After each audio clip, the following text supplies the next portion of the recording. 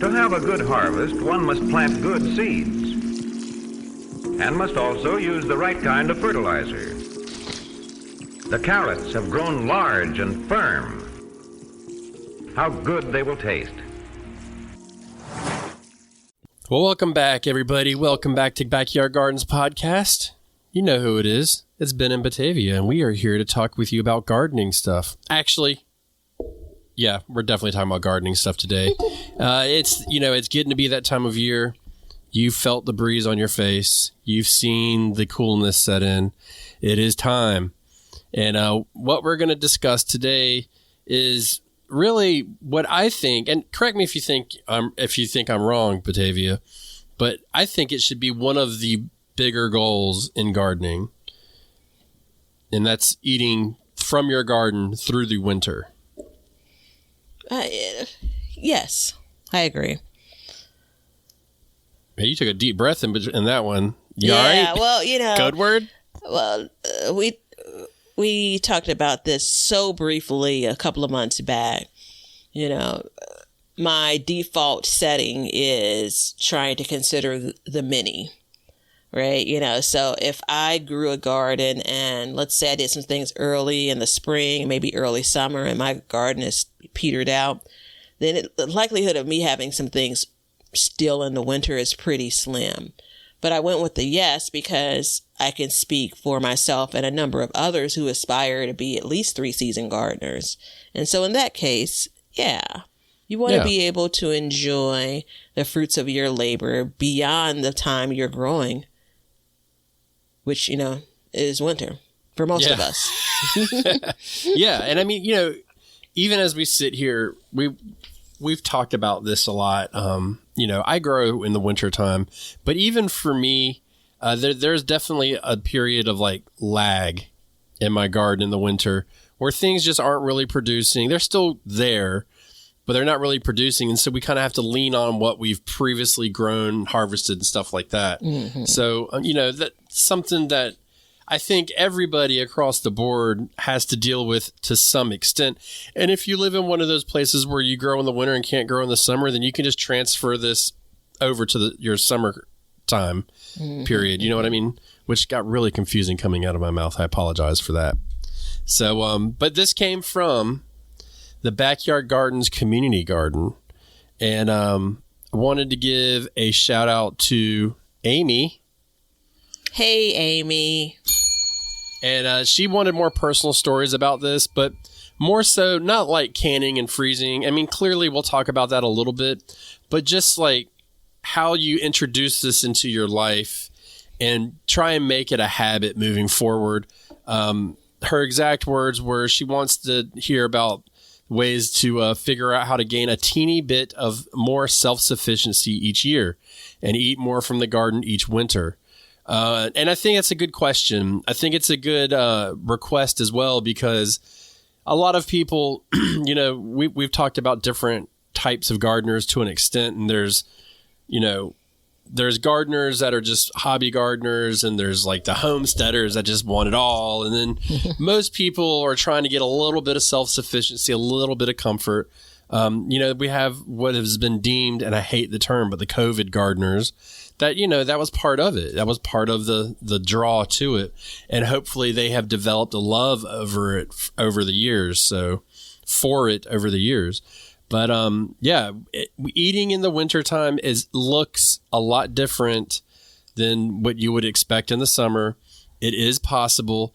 But what we're really going to be talking about a lot too is, there's going to be a portion about the planning portion of it, because that's the important part. Mm-hmm. I mean, I think if your goal is to eat in the wintertime, don't you think, Batavia, that planning out your garden for that is key? Well, absolutely. And I think that, for many of us, I'm going to pour a little water on the episode, a winter garden and planning for it now, probably half the United States is past that point. Like if you don't have a plan in place already, you're not going to have a winter garden. Now, the other half of the U.S. and areas more like my buddy Young Ben, you still have time to get out here and hey, we're planning to grow some things in winter.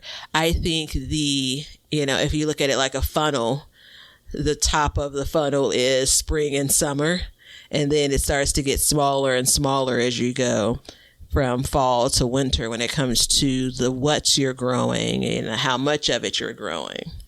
Yeah. And it's been my suspicion that there is definitely a disconnect between spring gardens and fall gardens and what they look like. I don't, it's a generalization, but based on the interactions that I have with people and stuff like that, there's a definite disconnect. And truth be told, it's completely possible to have just as big of a fall garden as you have a spring garden. But again, it just all comes down to the planning. But this is really what kicks you well into the winter, eating stuff from your garden, produce from your garden. And it's a fun topic because, there's so many different avenues and ways you can do it. We can talk about eating fresh. You can talk about preserving, storage crops, fermenting, drying, recipes, just so much that it's the sky is truly the limit. And we're just going to go right off the bat right now. And I'm going to let you know that our show sponsor is the Planter app, because without the Planter app, Batavia and I really do struggle to plan our gardens accordingly. So it's a sponsor of the show for good reason. Check out the link below. It's got the drag and drop interface, tells you the combative and companion plantings, all that stuff. And it really does set you up. Once you get your timing right, then you can visually see it and you can plan for all of this stuff, especially like when things are coming out of your garden, what to put in that bed, all that. So get yourself a discount on it. The link is below, and you won't be upset that you got it, and it will change the way you garden. We say it every show because it is absolutely true. So check out the Planter app. It's available in the Google and Apple Play Store. And you can use it on your phone, PC, or any mobile device.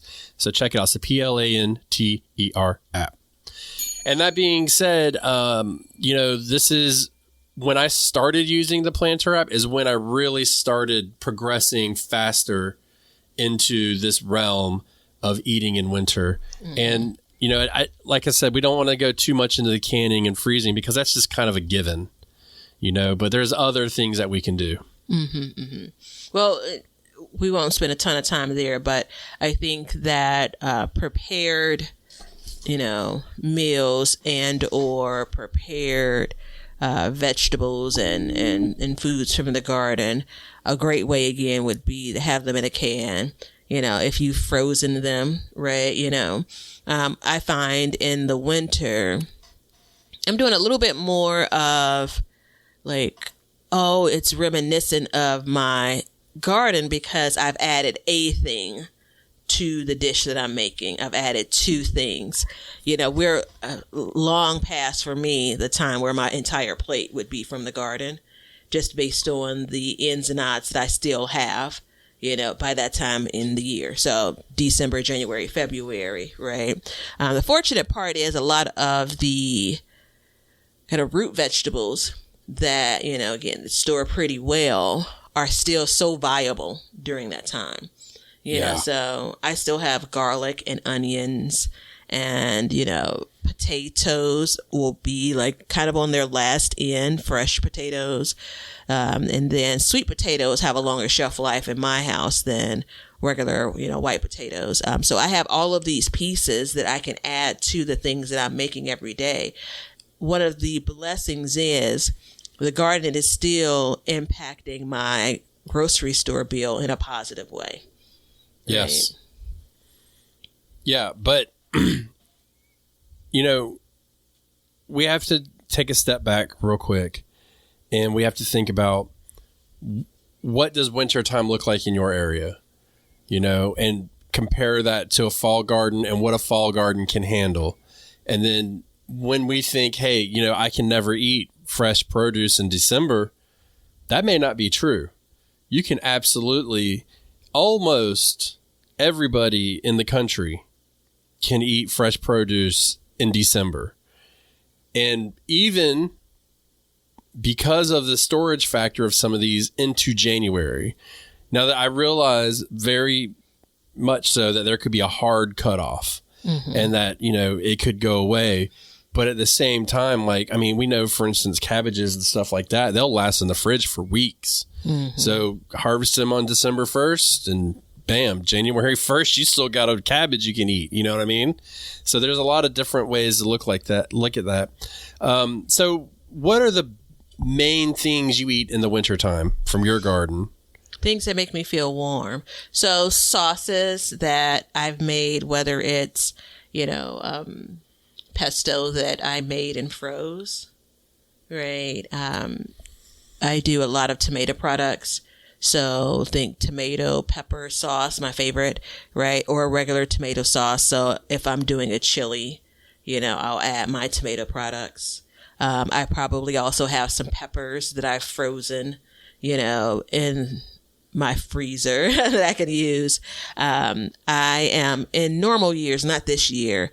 I still would have 1 or 2 heads of cabbage, you know, that I'm able to take out and like cook normally, you know, saute it or steam it. So I'd be taking those out of the crisper.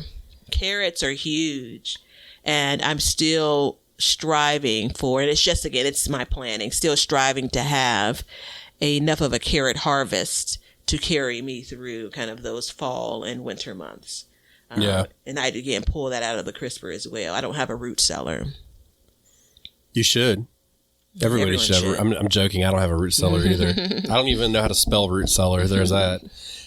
No, you know, for me, it's sweet potatoes, squashes, cabbages, greens, a lot of greens, and then, you know, getting out of, and, you know, root vegetables in general, and then getting out of like produce itself. Like what we'll do is we will pre-cook stuff. Like, you know, we made the tomato pies one year and we froze like 8 of them. And so we could eat tomato pies through the winter. Just like you said, pesto is a big one. And, you know, and pesto is a great way to start, just for the record. You make a batch, you freeze it, you grab it, you can keep it in the freezer forever. And it's such an, like, if you use pesto, it's such a big part of that meal. You know what I mean? It's not like you saved a little bit of oregano and you sprinkled it on top. You know, I mean, you can take a batch of noodles and put pesto in it, and you've got like a completely different meal than if you put tomato sauce on it. So you're really doing a lot there. But, you know, and we'll make soups and stuff like that, and we'll freeze them, and we'll do all that kind of stuff. So there's a lot of different ways to do it.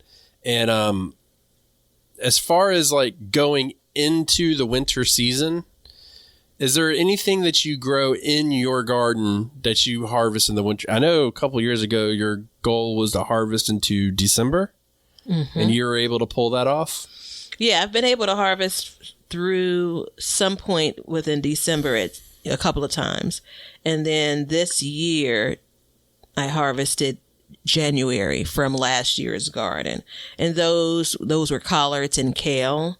I was just looking, and dang it, I don't know why I would have taken a picture of the tomato pie that I pulled out of the freezer and ate it. I feel like it was like May or something. And it was just as delicious as it was when I made it last year. Isn't it crazy? Like mouth watering, like, you know, so freeze. And if I'm not mistaken, I asked you last year, and I'm pretty sure I did it.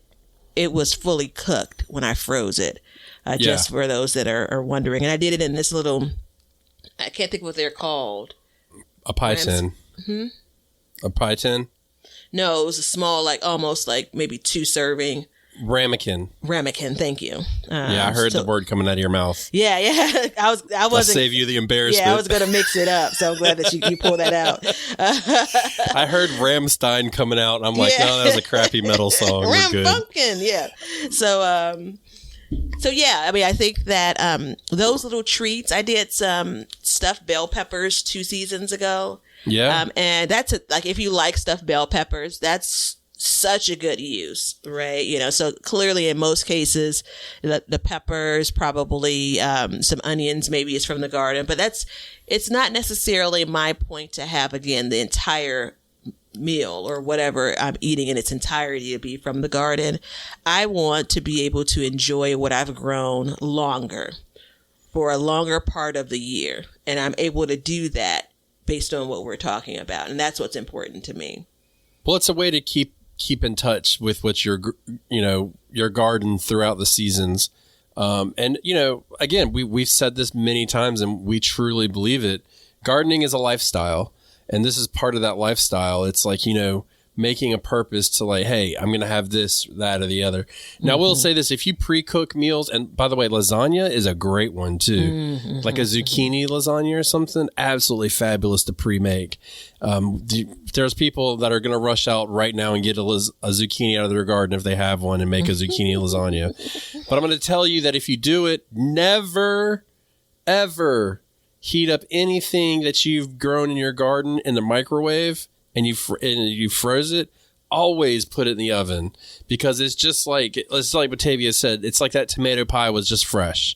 You can't really tell the difference. Look, Stouffer's makes a killer lasagna, you know what I'm saying? And so if they can do it, why can't I do it? It's just, it's the same thing. For a lot of these things, there's a lot of water content. Yeah. And, what you've prepared, and the oven handles that better, I think. Yeah, it helps it evaporate. I mean, you put it in the microwave and it's like, look, I'll tell you. So the other day, my son made some spaghetti, right? My son's 10, and he boils the noodles. He sets the timer. The timer goes off, and we weren't paying attention. And I said, David, what's on the stove? And he goes, oh, the noodles are still cooking. 25 minutes later. I said, well, the timer went off. What did you do? He said, oh, I just cut it off. I'm like, well, no, it's just turn off the water. He's like, oh, I didn't know that. Anyways, so we pour it out. You know how the noodles turned out, right? And I told him, I said, look, you were lazy. You're going to have to eat that whole plate of spaghetti that you just fixed yourself. He said, no problem. I sat down. I said, watch this, David. I put a mouthful in my mouth. I didn't even chew it. Just swallowed it right down. Just slid right down my throat. It was so gross. But, that's what it's going to be like if you put it in the microwave, So crisp it up. Do it right. Young David's spaghetti. It's going to be reminiscent of that. Yeah. Never eat it again. He's banned from the kitchen. I'll tell you another story one day about him trying to kill us making cookies. Oh, well, yeah. 2 cups of baking soda instead of sugar. Let's just put it that way. Oh, yeah. We had to look up and see if we were going to get poisoned from eating them. But, in my garden, I grow, for the wintertime, a lot of greens, cabbage, lettuce, all of your usual suspects for fall, and then all the root crops. But then what I do is I'll add cover as needed to kind of help get them through the cold parts up until it's just too much. And then some stuff will go, some stuff won't. It's important to have the right expectations. And that's really what we're coming up to now is like, what do you expect from your meals or your garden in the wintertime? It's not spring. It's not a time for us to jump up and be like, we're going to go gung ho and it's going to be 100%. You're definitely going to have some losses. And when it comes to cooking the food, it's definitely, it's like, I like the way you look at it, Batavia, is like, I don't want all of it, but it's important to have some of it on your plate. And that's really important too, because you get to see it time and time again. And especially if you have children, you can point it out and say like, hey, this squash here, this Seminole pumpkin is from the garden. These green beans are from the garden. This bell pepper is from the garden. The kids will start to kind of understand and it'll click. It's like, oh, really? Okay. And then you start getting to where stuff's not even in the grocery store, but you're still pulling it out, eating it. So, there's always that option as well. Yeah, I think that it doesn't wear off for me. Like in the early part of the season when I could say, oh, I'm looking for, some basil. Oh, I need some thyme. Oh, I need a pepper. Like the joy of walking outside, picking it off the plant, coming back inside and using it in the kitchen, right? Garden to table. Gosh, it brings me so much joy. And I have that same feeling 3 months later when the garden is asleep and I am still using it. Now, again, I'm going to be fair. I don't get that feeling as much when I, add some frozen chopped up peppers to something, but if I do some sliced peppers that I'm using to make fajitas, yeah, it's a little bit, again, it's the application, right? Yeah. If I'm doing a baked sweet potato, right? So I buy sweet potatoes to make like holiday sweet potato pies because my sweet potato harvest has never kind of produced enough for that, or I guess sizable enough sweet potatoes. I like to buy a larger sweet potatoes when I make my sweet potato pies. But beyond that, I don't buy sweet potatoes. I eat what I grow, and so you had mentioned this in our patron / subscriber episode, and you mentioned it again here. It's a way to stay connected to the garden. Yeah. And it was like a bell went off in my head. Not this one, but another bell went off in my head. And it's like, that's exactly it. Like I did some harvesting over the last 2 days, and there was like a slight feeling of like being overwhelmed. But then it was like immediately after, it's like, all right, now you can see this, because you just don't see like the things connected to the plant or, the things under the dirt. Now you can decide, all right, what am I going to do next with this? Right. And there is kind of that, the garden kind of wrapping its arms around you, because guess what? You have 30 pounds of tomatoes. You have a handful of beans, right? And that's the piece, because for me, I spend so much time working in the garden, and then I'll eat sparingly. Like, it's when I've told y'all this before, like August to September is when the harvest really start coming in. And now I feel like I don't need to go to the grocery store at all this week. Yeah. That's a damn good feeling, And so the more I can kind of weave that into winter, and if I'm really honest, and I'll get off my soapbox in just a second, I don't want to go out unless I gotta in the winter, in the coldest part of Chicago winters. I'm digging through my freezer like, I know I have a tomato pie back here, Yeah. I know I have a stuffed bell pepper back here. I ate a big bowl of cereal earlier and it got to me. Man, I had the best mango I've had in a long time too. It was really good. Yeah, it's it's one of those things that it never ceases to amaze me. I enjoy going out and picking vegetables and bringing them inside to cook. I don't think my wife likes it because, usually they're dirty and, there's a bug on them or something.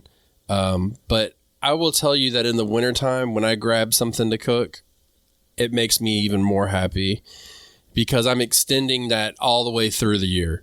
Our last sweet potato harvest lasted 11 months. Exactly. We finished the last potatoes 2 days ago.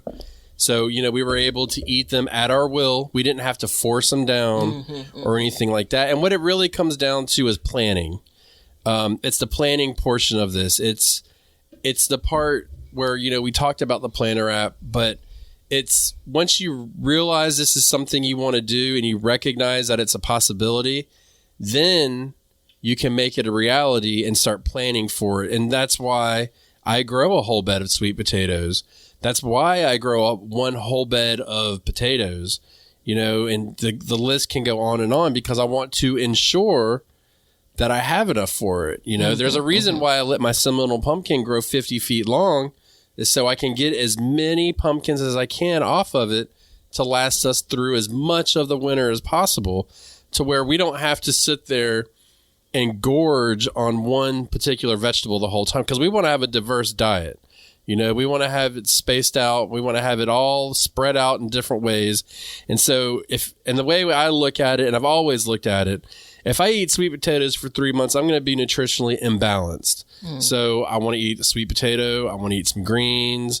I want to eat this. And so I plan my garden accordingly for it. And it takes a much more in-depth look at your nutritional desires, wants, and needs. Yeah, I have, I joke about like, I have expertise in in grocery store shopping. Like that. Yeah, you are an expert at that. Yeah. In my next lifetime, or maybe the next chapter of my life, if this whole thing of like, gig work where, people can pick your groceries and deliver them, if that hadn't taken off, that would be my invention. Like, I'd have a whole bunch of little Batavias running around and picking the best of the produce. And so I enjoy the grocery store experience, right? But I also am very much the person that my grocery store list from week to week in a particular season looks pretty much the same. Yeah. I'm always buying some, kind of in the summer or in the dead of winter, buying some greens, like salad greens or something. I am buying some type of fresh produce, whether it's, fruits and bananas, like, there's always this, like, these are the things I know I'm going to eat. Now, there are things that I end up eating solely due to the garden because they are sitting on my doorstep, basically.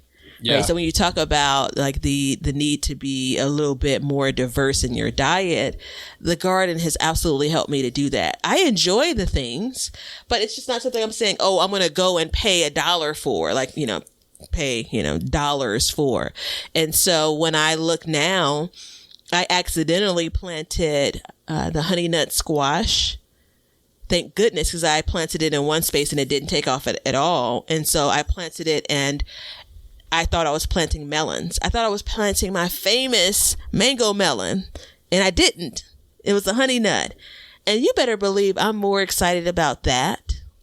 I'm watching it like it's going to ripen. I believe in you. It's going to ripen. And they're probably only going to be like 3 or 4 of them, and they're small, so probably enough for like a personal size squash, but I am so excited because you know what? If I harvest those just before the frost, I'll be able to eat those for weeks to come. Am I going to eat it every week? No. So I'll be in November, December, January, still enjoying that treat, right?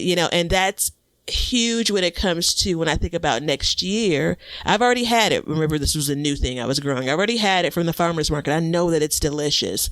Now I look and say, all right, how many more plants do you want to plant next year?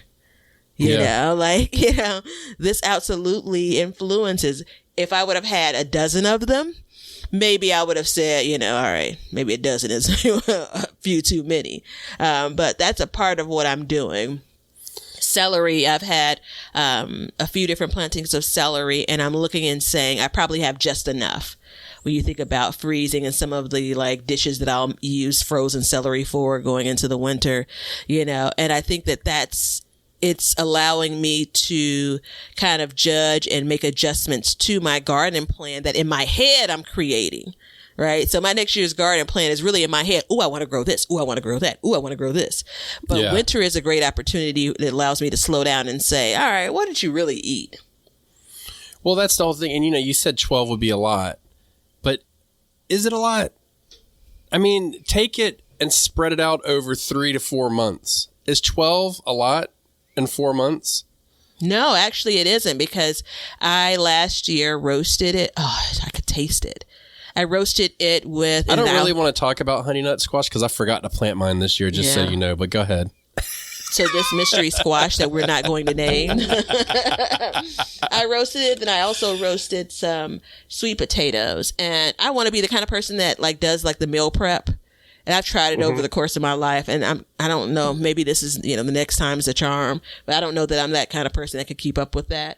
But I roasted it and I had them in the refrigerator, and it's like you could eat it cold and be satisfied with it, so you're right. 12 is probably, maybe that's not enough. If it's going to hold for a few months, which, I only got one from the farmer's market, so I don't know like its shelf life, but generally speaking, I think you could get a few months out of them after they're cured. On our list this is perfect timing because my butternut squashes, when I grow them, I want to say they last about 4 months. My Seminole pumpkins, all those big squashes like that, they all last about 4 months. So if you, and the thing is I've grown stuff, like I've shared plans before, and I took a picture and I was doing it in my notebook. And it was a whole bed of turnips. And somebody's like, why the hell are you growing all those turnips? What are you going to do with them? And I said, well, why the hell shouldn't I? It's my garden. And second of all, I'm going to eat them. What do you think I'm going to do with them? You know, you think I'm going to sit on them and try and make them hatch like eggs? I mean, you know, but when you take a step back and you look at like, hey, when you go to the grocery store, what are you buying?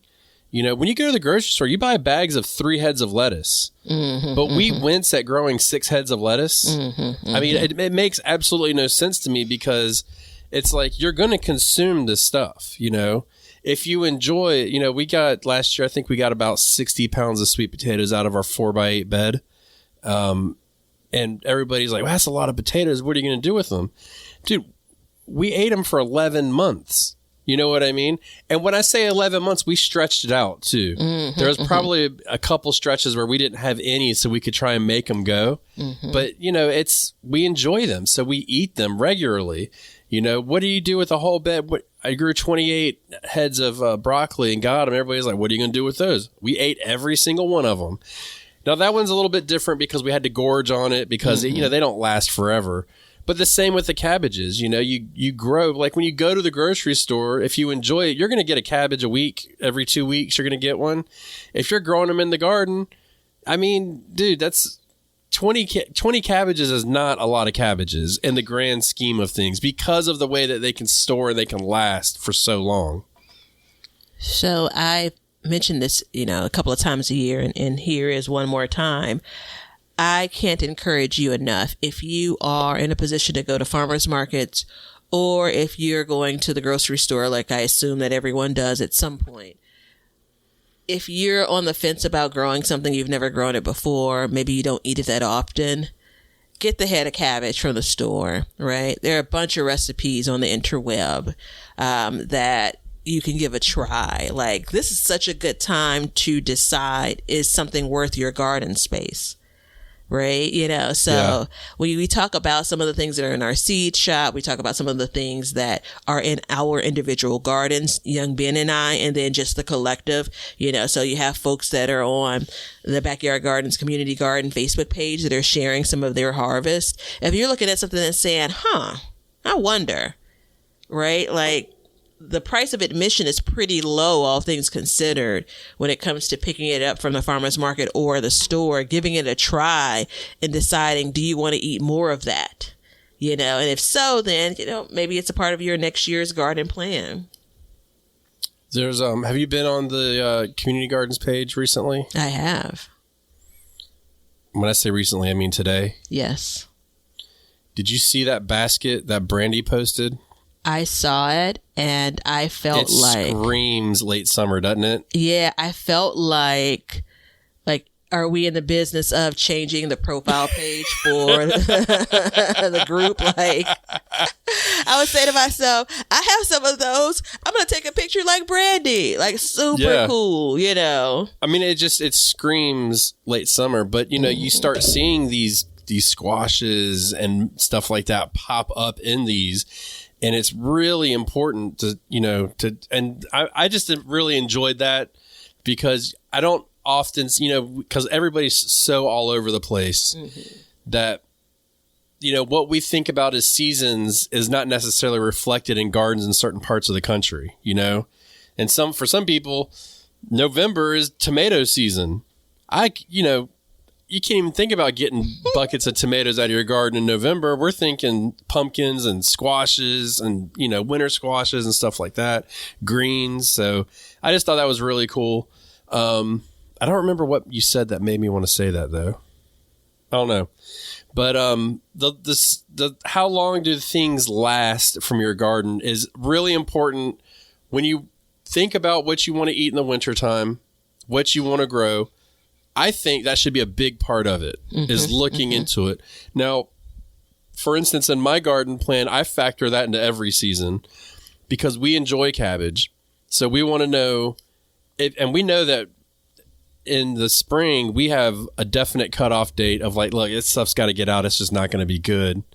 So we look at it and say, how long, if we harvest it on this date, how long are we going to be able to enjoy this cabbage into the future? You know, if let's say they come out right around the middle of May. They've got to be out.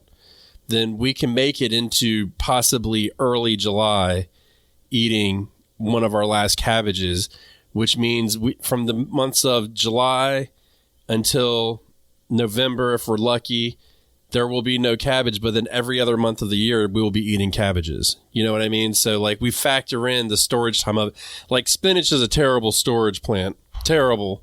It's the worst. It makes me mad. How many times have you gone to the store and just gotten some rotten spinach? And you're like, bro, y'all just picked it like 2 days ago. You know what I mean? So that's something to think about. But greens, like hardy greens, like kale, collards, stuff like that. Those last a fairly good amount of time in the refrigerator as well. Yeah. And they also last on the plant for a while too. So this is another thing. You can use your garden as your refrigerator this time of year too. You know, that's my jam. That's my jam, faux show. So when I said I harvested kale and collards in January, they weren't growing in January. They were chilling on the plant. Had gone through multiple hard freezes, sprung back up, and we were getting to like below zero weather. And I made the decision, all right, let's pull them out. You know, and so those greens, and I mean, you're talking like good looking greens too. We're not talking about like, I'd already pruned to the point of like the beat up plants. I'd already pulled a couple of plants that were pretty beat up. Like these were pretty spry, all things considered. If we weren't getting to that level of temps, I could have got to the end of January. And this is again, well, I didn't say it, so it's not again. It was completely uncovered. There's no protection to it. It was in the elements, you know, living its best cold, hardy life. But it wasn't wild temperature swings. Shout out to the last episode. So, yeah, I mean, it's so important to realize is that you harvest it in January. You could have made it longer in the refrigerator if you had more of a harvest, right? You could have been eating it longer and longer. So if you think about it that way, let's say you could get it into February. Let's just call it 1 month. No, let's not even. Well, yeah, for easy to go on easy street. February 1st, you're eating your last greens out of your garden. When are you planting them again? I'm so glad that you went there.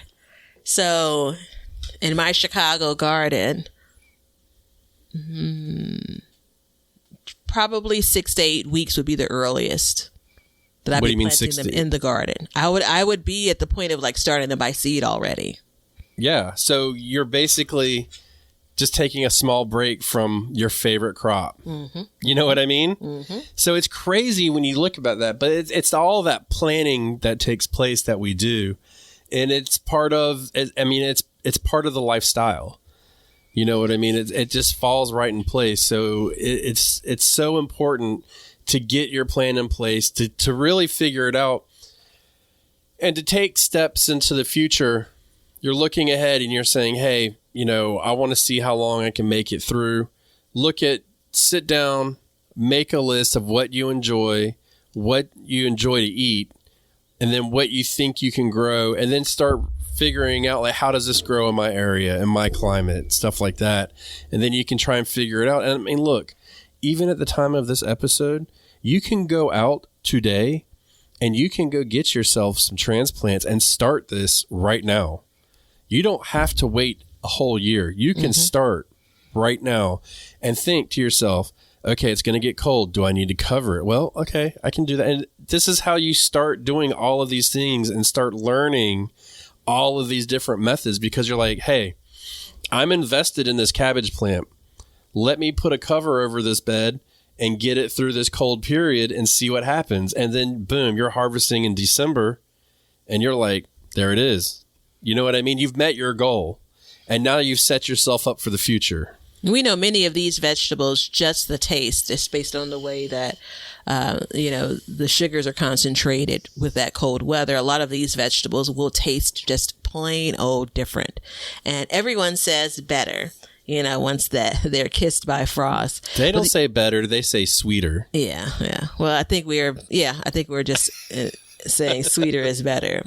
Come on. Sweet Batavia is much better than the other one. I don't know. I like spicy Batavia. She's fun. There's also the opportunity to harvest at different maturity levels for these plants too.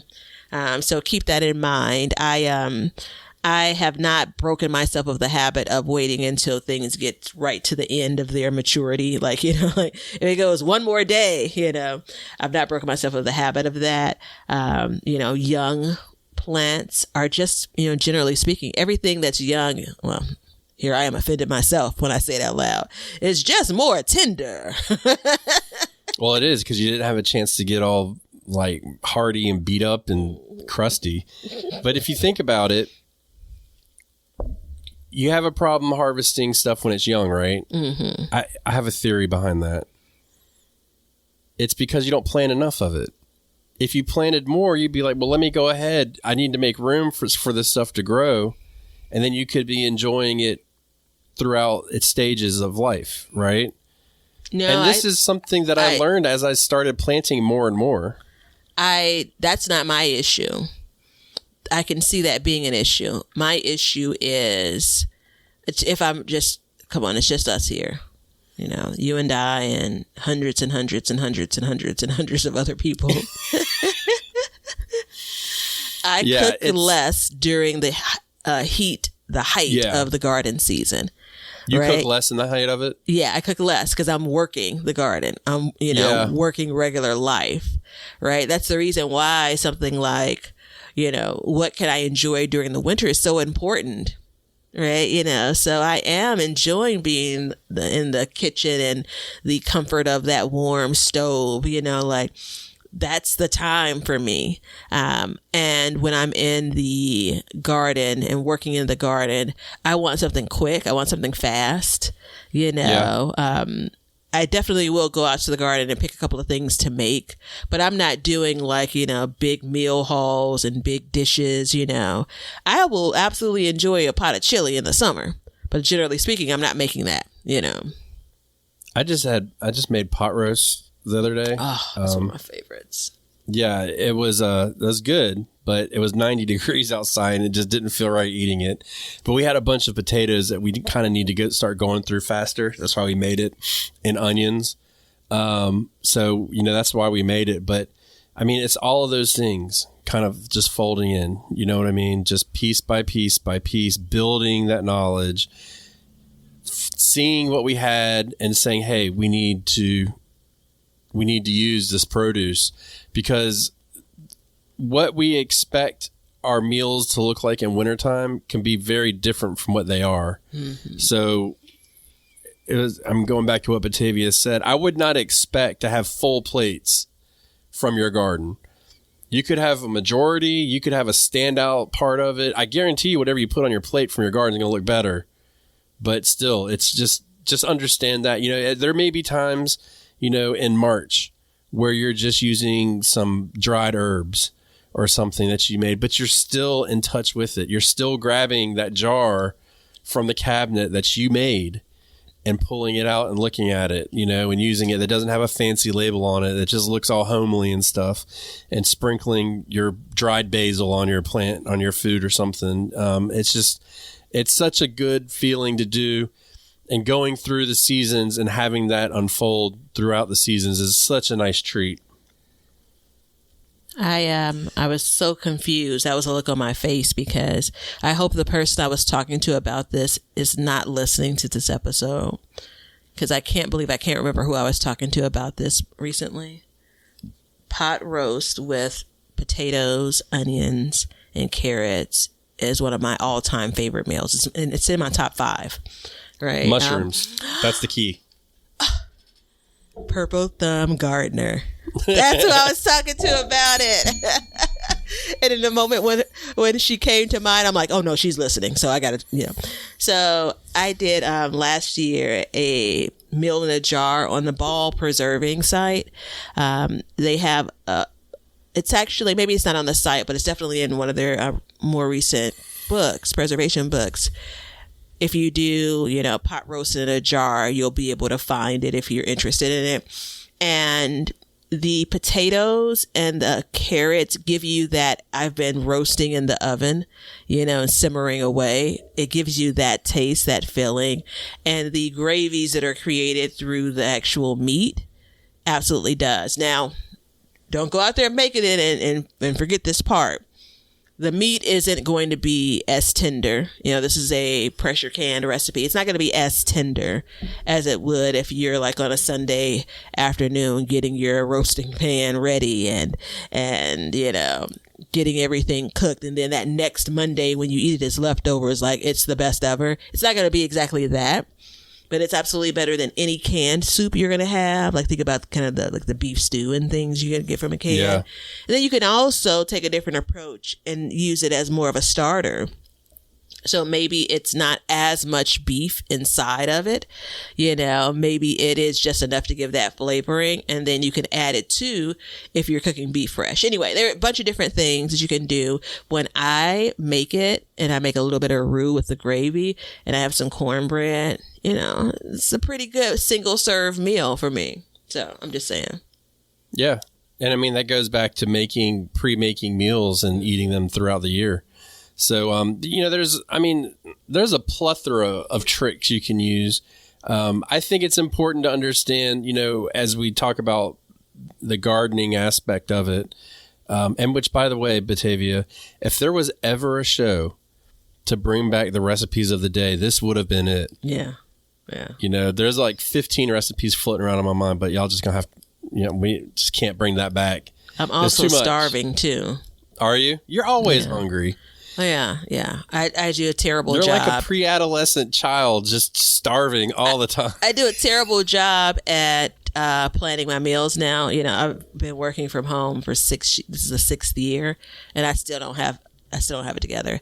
I just got distracted though because the ball preserving site has a marinated feta recipe.